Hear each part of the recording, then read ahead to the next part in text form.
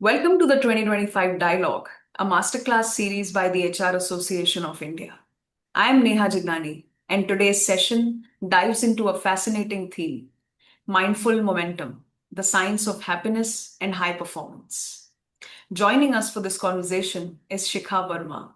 She's a learning and development specialist with over 23 years of corporate experience with organizations like Hero, Wipro, Honda, Yamaha, and Panasonic. She's a passionate person about developing women and fostering future ready and happier leaders. Her company, Vibrant Vibes Consulting, organizes online and offline events, leadership trainings, and act as an advisory to create well-being strategy. She has impacted thousands of lives as a global happiness and mindfulness coach.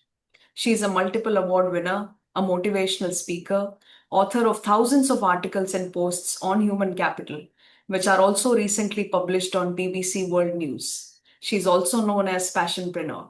Shikha, thank you so much for joining. It's a pleasure having you. Thank you. Thank you so much, Neha. It's an absolute delight to be in this conversation. I've been following a lot of your work and how HRAI has created value in this space, for professionals.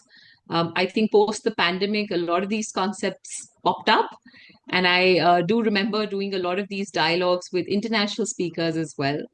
And I'm so delighted to see the journey we've gone through over these 5, 6 years.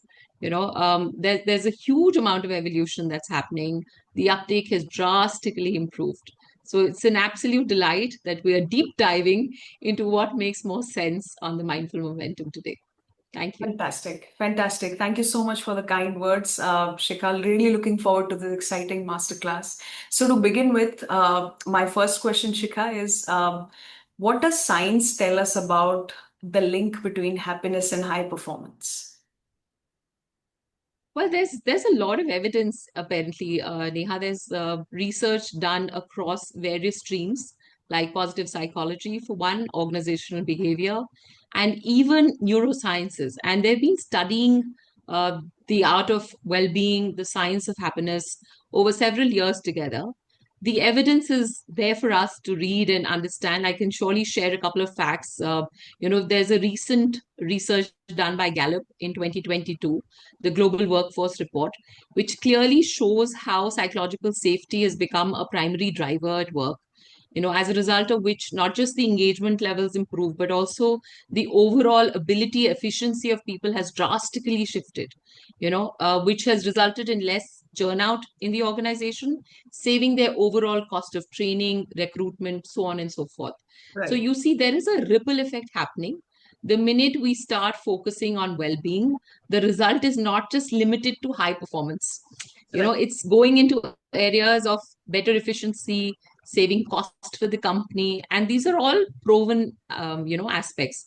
In fact, a psychological study also showed how one happy brain can result in not just an impact on high performance, but also enhance creativity, innovation, and overall energy levels of the team, impacting high performance to up to 37%. So these are facts that are available, and you can search the net for it. Neuroscience has done a lot of deep dive into that and has shown that when you are able to manifest positive emotions more than the negative ones, you are better equipped to handle stress, and your coping mechanism is better. So we're living in this VUCA world, which is now called the Bani world. Apparently, we need more and more such skills that can help us not just bounce back, but also create better things that can help us sustain for longer periods of time. Oh, So all these evidences are showing the impact of happiness, not just limiting to high performance, sure. but to resilience, to better, enhanced abilities like creativity, innovation, better cognitive skills for that matter, efficiencies, and reduce costs for the organization. Sure. This is the complete kitty of skills that would be required at the workplace in totality, even at an individual level. Imagine if you are a happier individual, it'll flow into your relationships, it'll show in how you thrive in your personal life as well. Okay, today we're all struggling with strained relationships as well, which is apparently the backbone of happiness. Okay, there's a research done by Howard over 85 years. That's apparently the longest and the deepest study done so far in the world. Over 85 years, they had studied these individuals and they found out that the one thing that stands out, which has resulted in their happiness and healthier lives, is the nature or the quality of relationships that people have, right? Sure. So it's a well proven fact today. In fact, companies like Google, Zappos, Deloitte, these are real world examples, Neha, who have implemented happiness as a strategy. Okay, to state one example for you, I don't know if you've heard the Project Aristotle, which is a study they did deep into high performing teams, okay, over years. And Okay. they realized that the one common driver that stood out across all the research was psychological safety, right? Now, when your people are feeling safe, they are bound to come forward and bring in more innovation for you.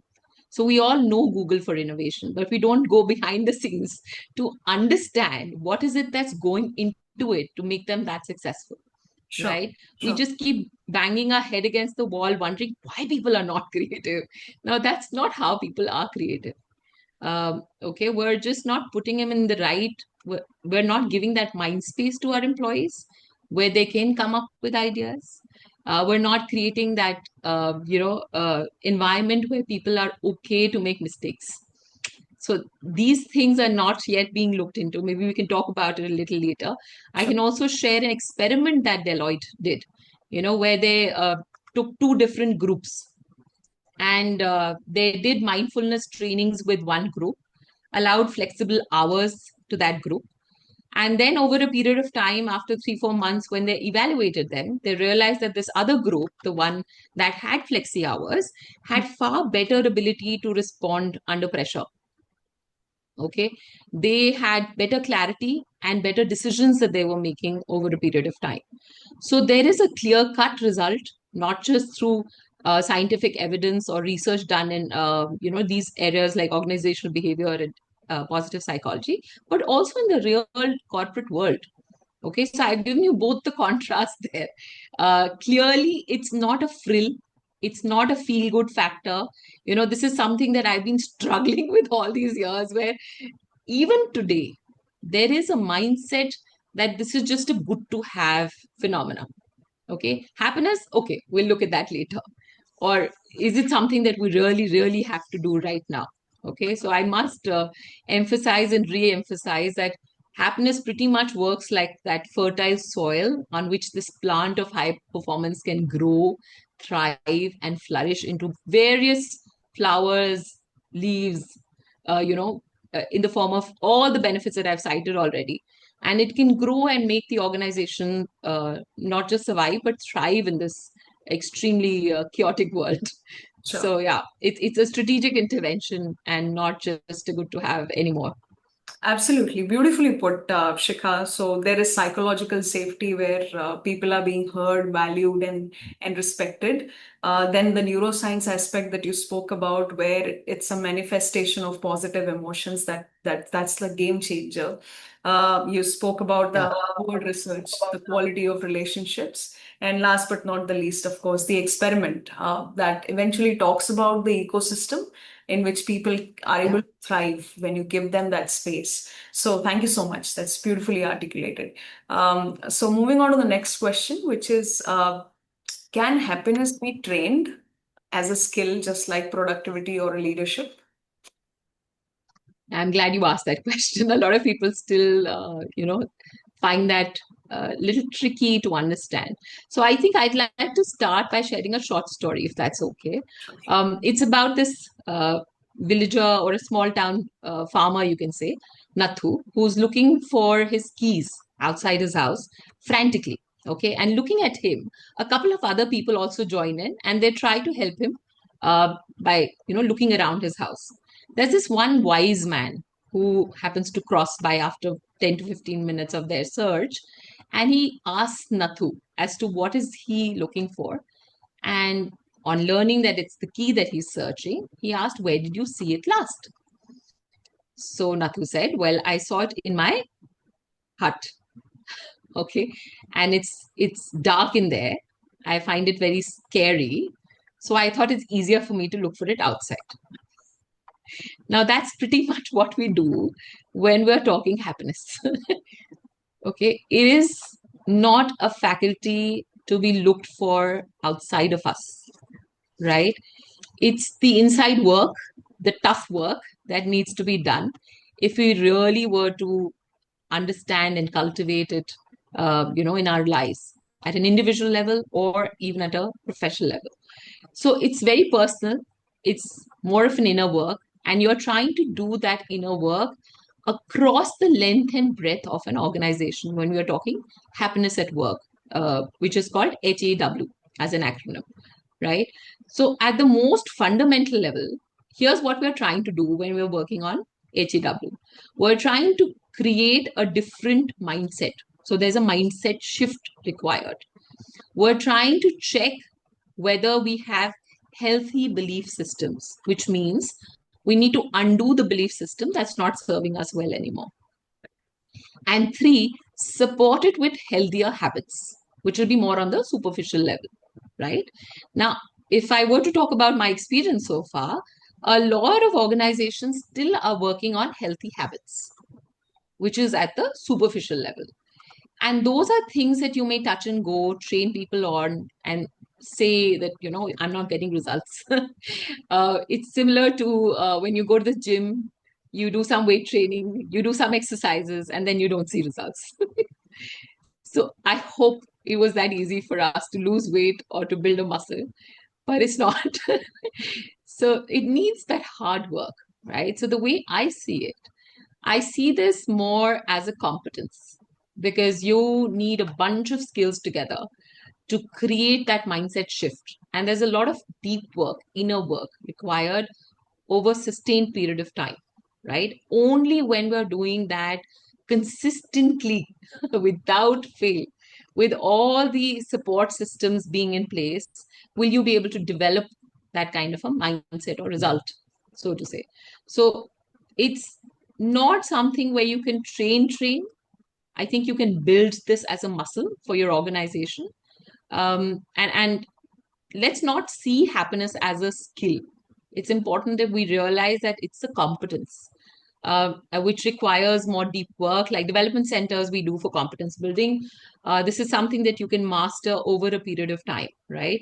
But investing in your happier employees is bound to give you better engagement and high result that we've already established.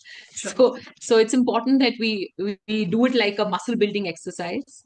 We do it over a period of time and we sustain it through all the support system that's required at the leadership level, at the cultural level, so on and so forth, Sure. right? So in a nutshell, you can cultivate it and build it like a muscle. Sure, sure. So just to summarize, happiness isn't a byproduct of the circumstances. As you rightly said, it can be cultivated with intentional practices and consistent practices. So thank you so much for bringing it out. My next question, Shikha, is how does mindfulness help professionals sustain energy and focus in high pressure environments? Yeah, mindfulness is one of the techniques really that we use, or one of the processes that help individuals stay more centered and anchored to the present moment.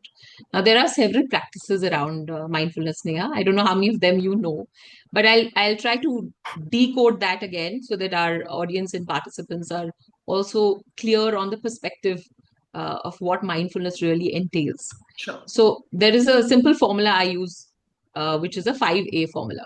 Okay.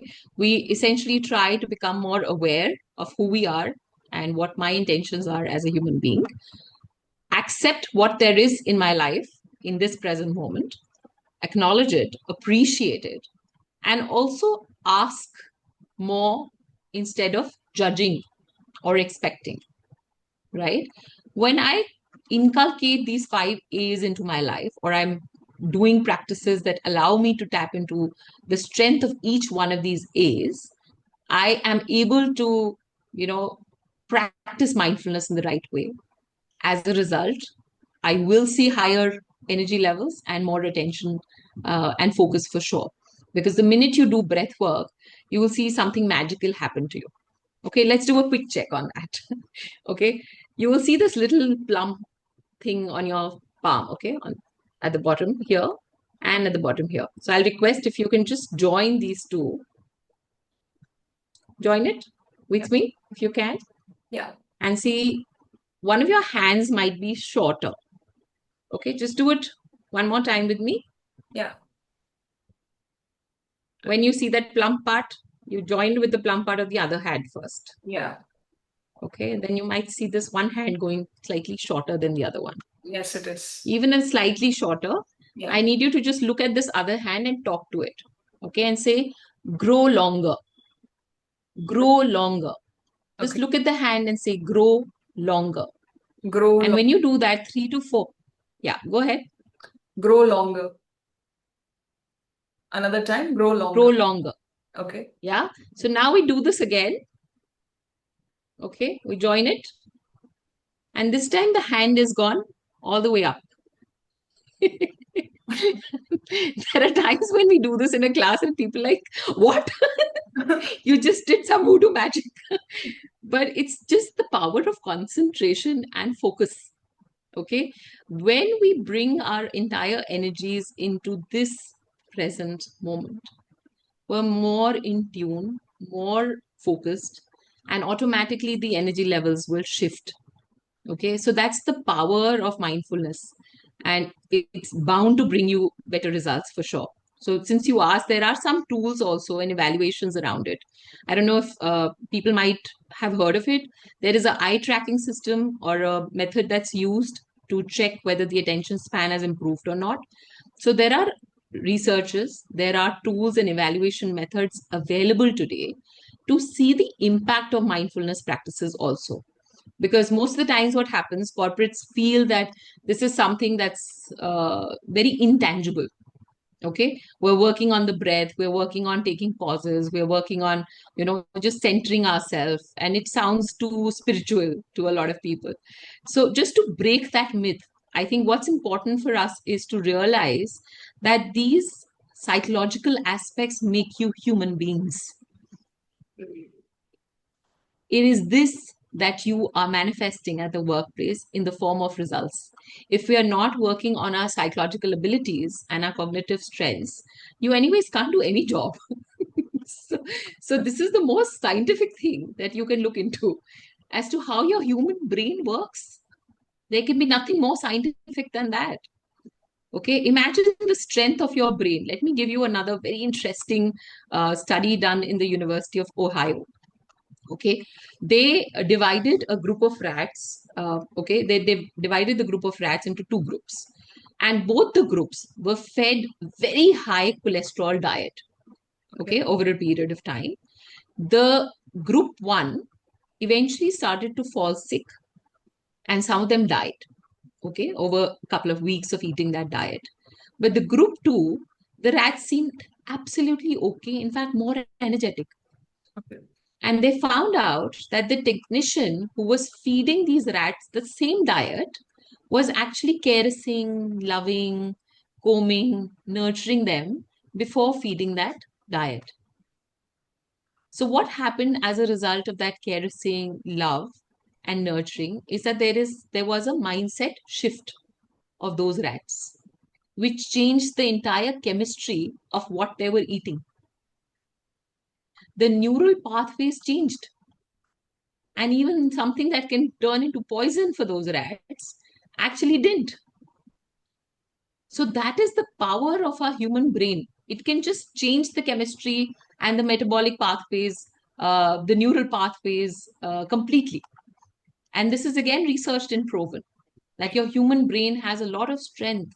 You can see all these people, the high achievers, the people with some kind of challenge who have not given up and achieved something amazing in their lives. So they're all inspirations. Why? Because they've used this power of the brain over everything else. Sure. Right. So again, I would re-emphasize that, in fact, one of the interventions I did with the earlier organization, they had a challenge where their employees weren't really coming up and, taking more initiatives, and very laid back attitude. We've all heard of quiet quitting, and phenomena like that have been our, trouble all throughout. So through research, we did some survey, and we realized that what were their pain areas, and we designed a complete well-being intervention around that. This is soon after the pandemic. Okay. The intervention addressed not just their psychological well-being, but also aspects like digital detox. Okay. Because unfortunately, a lot of us have gotten addicted to our screens. Okay. Whether we like it or not, that screen time is taking away a fair share of my attention and my cognitive abilities, right?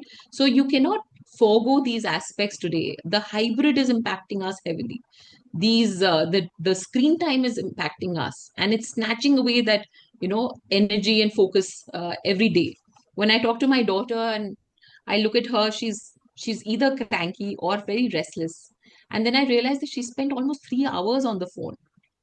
Okay. And the minute she's playful, she's downstairs with her friends, she comes back, she's all thriving, gangu, her tone is different, her energy level is different. And this we all have experienced, Hmm. right? We all have seen this for ourselves. The more you're sitting down, the more your body starts to slow down. Okay. Your ability to function on something would also change, right? But if you move your body, you dance, you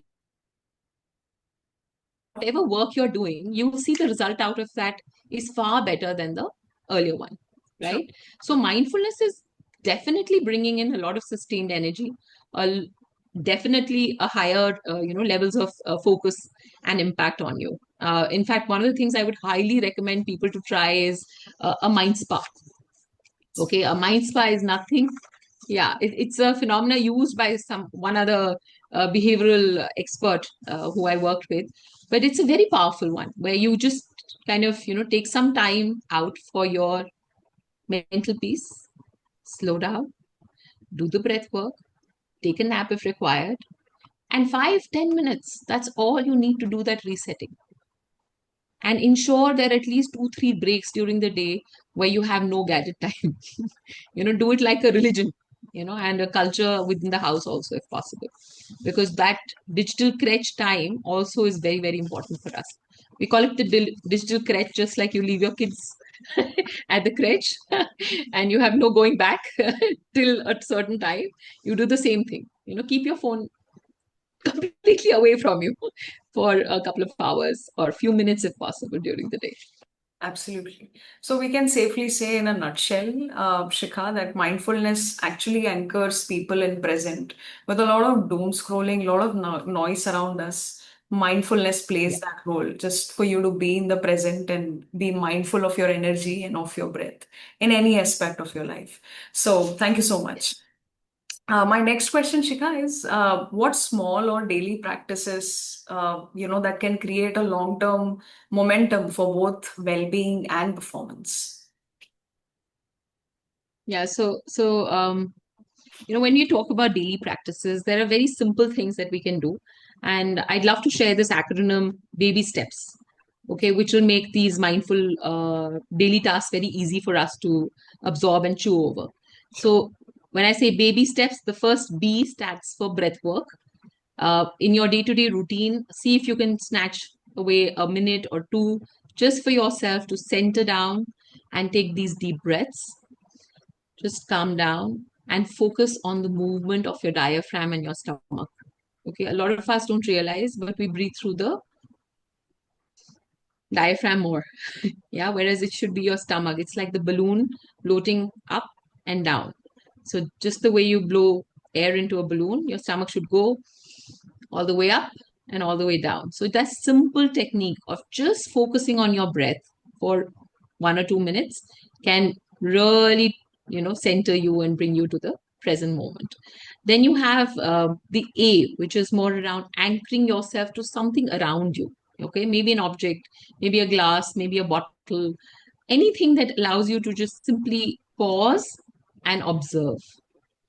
Okay, you can do that by focusing on all your sensory aspects, like your sense of smell, something you can smell. Just take a minute to gather all the smell around you.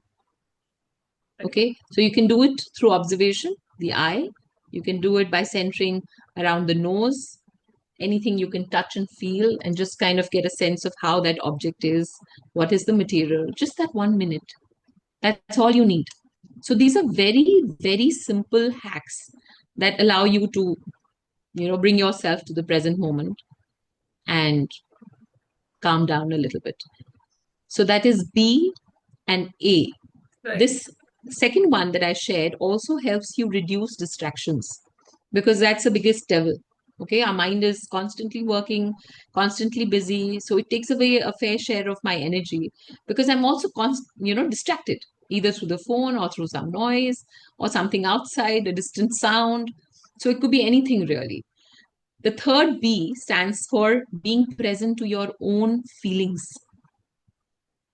Okay, we rarely tune into our feelings or accept how I'm feeling. Okay, that's another thing that's very, very important today, that we realize that if you're not allowing yourself to feel fully, you will always feel drained and stressed out. So we are practicing these mindfulness exercises on a routine basis so that you can just do a quick, audit. How am I feeling?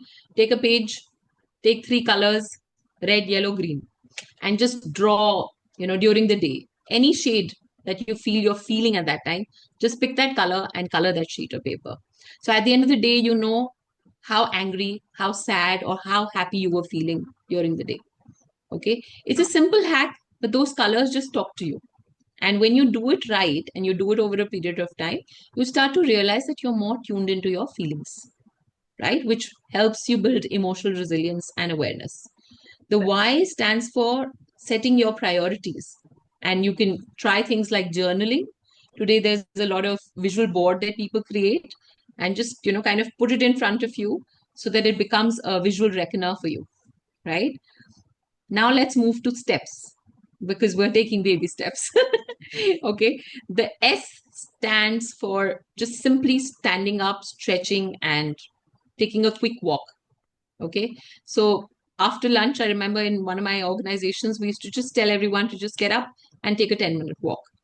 Okay. What that allowed was, it allowed us to come back and reset and reorient ourselves. So the second half of the day was as productive as the first half. These are the hacks that we really need today, okay, for people to build their energies back or refocus on the work. The T stands for using techniques like Pomodoro, which is one of the techniques that I asked my daughter to implement during her boards, and she found that really useful. So you pretty much stay focused on the task for 25 minutes, and then you take a 5-minute break. Sure. Right? Well, you do that in continuation. After you do that for 3 to 4 times, you may stretch your break to 20-30 minutes also. Right? Right. So that could be it. E is expressing through art. I don't know if you've tried doodling. Have you? Or something like mandala art. Long back, long back. It's a very engaging exercise, so I was curious to do, but not lately, but long back, yes. Yeah, so it's a lot of fun also. I've not tried doodling, but I've done mandala art. But at any point in time, you think you're feeling overwhelmed, the feeling of anxiety, stress, all of this is overpowering today, right? So when you're at work and you get a sense that this is where things are going wrong for you, I'd request and urge you to just simply pause, anchor yourself through the breath work, and see if you can grab a piece of paper, some colors, and try to express yourself through art. Right. Okay, all of this is nothing but venting out emotions, right? Which is a very, very important part of cleansing your system and then allowing yourself to be a little more energetic, more focused, and thereby, get better results. Sure. The P stands for play. You can't ensure productivity without play, right? So, um, chess is one of the most effective mind gyms ever, right? It's again scientifically proven. So if instead of having those bowling games, the what do you call that, the pool table, I'd suggest that organizations start to create these chess competitions, across the length and breadth of the company.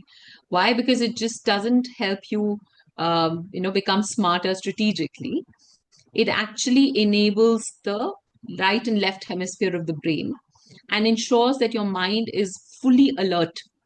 Okay, so the cognitive abilities of the brain is bound to get enhanced drastically when you're consistently playing chess, right? So that is one game that I would recommend as a simple hack and a break for people.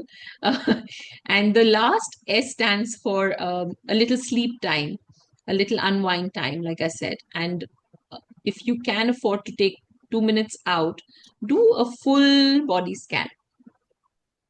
Okay, like for example, while sitting right now, just get a sense of how your body is feeling, right from the head to your toe, right? Is there some amount of pain, any kind of stress that your shoulder, your back, your neck may be feeling? The minute you do that, you acknowledge that pain, take a deep breath, use your breath work again to relax that part of the body and let go. Just these 5-10 minutes that you spend in acknowledging where the pressure is, how's your body feeling, relaxing yourself, or even doing simple things like tapping. I don't know if you've tried, this is one of the therapies that people use also. Sure, So sure. that's about the baby steps, right? You can maximize attention and boost the momentum. Again, there are real world examples like Google, LinkedIn, and Adobe who've already implemented a lot of these mindful momentums and practices and seen drastic results happen for themselves. Sure, sure. Great framework there, Shikha. Very simple rituals, yet I think if they compound over time, it can give you that good balance to sustain your energy, Absolutely. presence of mind. So thank you so much. So this brings us to the last question for today, Shikha, which is how can leaders build a culture where happiness fuels results rather than, competes with them? Now, culture is something that's very, very close to my heart. Okay. And this is one area where we need more work to happen. Um, but in fact, while talking to you, I realized that there is a lot of emphasis on high performance. I'd like to quickly bring out the importance of something more critical there. So I don't know if you know, the highest performing team on this planet is the Navy SEAL 6, which is the elitist of elite team, right? And once there was this conversation with the man behind it as to how he decides who to include in the team. Mhm. And he said that, I would just want to draw something for you. So he pulled out a sheet of paper and drew an X and a Y axis, Mhm. right? On the X axis, he wrote trust. On the Y axis, he wrote performance. He clearly said that it's ideal to find the person who is high trust and high performance, but very rare, right? There are a lot of times that organizations are building on people who are high performers.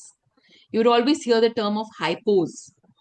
Nobody talks about high trust, which is really sad today because this guy who's high performance, low trust is the toxic guy.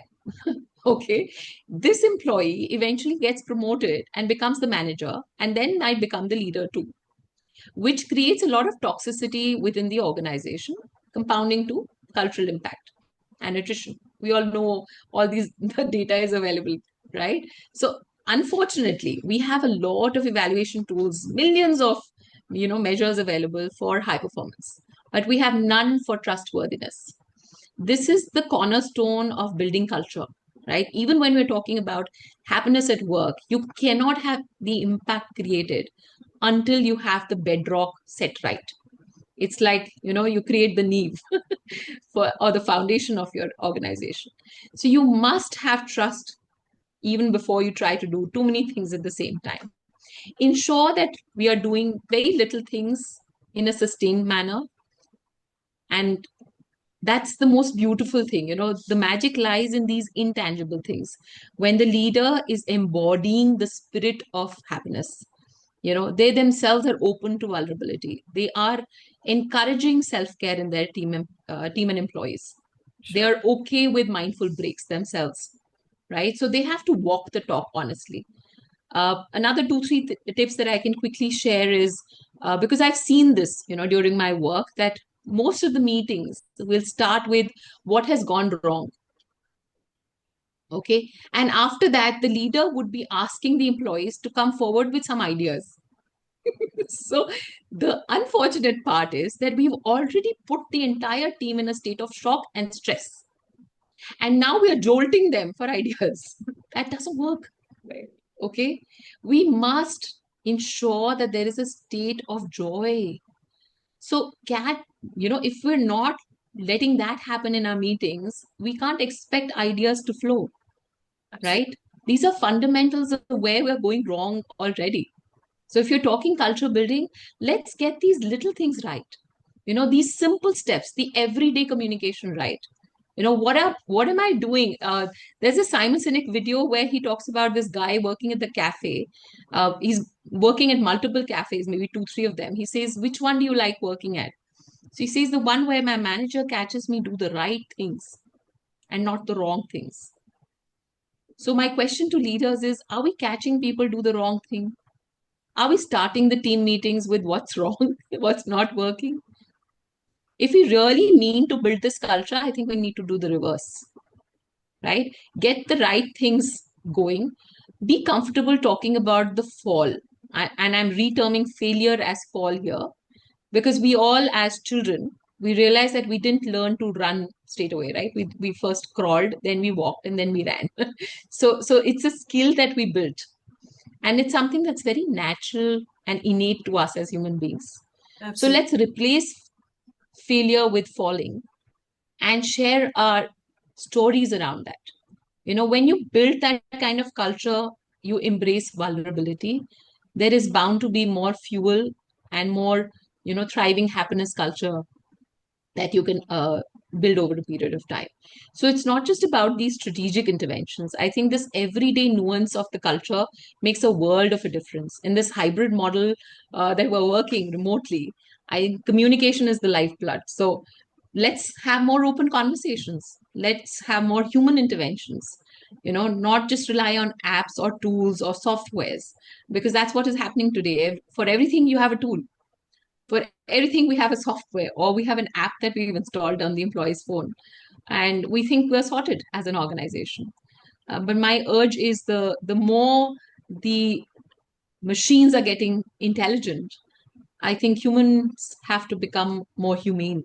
So thank you so much, Shikha, for your insights to these questions, throwing light upon trust, how those sustainable practices makes all the difference. Of course, the spirit of happiness, how you said, should be embodied by the leaders. And last but not the least, focusing on what has gone right more than what has gone wrong could be a starting point of very reflective conversations between the team, and that creates that ecosystem of a happy workplace. So thank you so much. And this brings us to the end of the masterclass, Shikha. Thank you so much for your insights. Yes. I have a quick point, if I can add. Let's not hustle anymore. Let's move to hassle free environments and culture. I think that's where the fertile soil of happiness really can be cultivated. And we can all enjoy the fruits in the plant of high performance. Sure, sure. Thank you so much. Much needed, Shikha. So your insights actually, reminded us that happiness is not a distraction from performance. It is rather a fuel that drives it. And some intentional practices and rituals can really, really be game changer for you to have that sustained happiness and performance going. So thank you so much once again on behalf of HRA. It was an absolute pleasure, Neha. Thank you for having me. Thank you so much. Thanks a lot.